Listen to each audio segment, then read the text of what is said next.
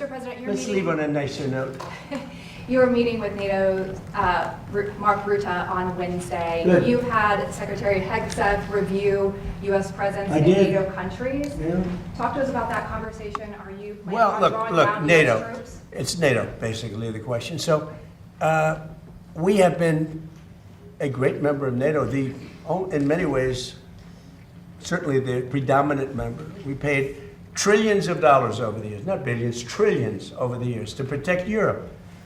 When we wanted to know, we didn't need any help at all. I was more curious than anything else. So I said to Pete, let's see if they'd actually come. So we asked them to come, and they weren't there for us. So we spent, it's stupid that they weren't.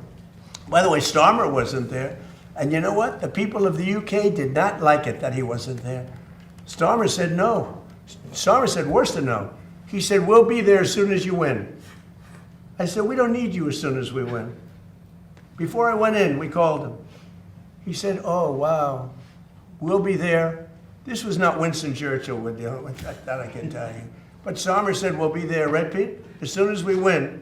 As soon as we win, they're going to come and help us. Okay. But you know what? Italy was very bad.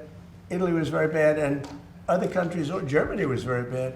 So we spend all of this money, probably 600, I think we spend 600 billion a year, right? I would say that. I think the real number, think of that. The numbers that we spend are so crazy on NATO, and they weren't there for us.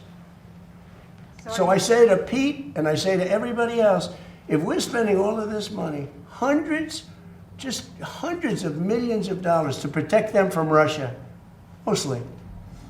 Okay, so we're spending hundreds of millions of dollars a year. You know, the case could be made that we spent all of the money over the years before me. I cut it back. But listen, we spend all of this money, and then when we want to maybe have help on small stuff, this is small time. This is not the big one. This is small potatoes. They say no, would rather not help. Stupid thing to say, because we can say that to them if we want, and we might. Mr. President, regarding the other... It's the one-year anniversary of Operation Midnight Hammer. If you could go back in time, is there anything you would do differently? No. Nothing at It was all? the most successful attack that anyone's ever seen with a bomber that totally wiped out their nuclear potential. If we didn't do that, you'd have no Israel right now. Israel would not exist, and most of the Middle East would not exist. They were 2 weeks away from having a nuclear weapon.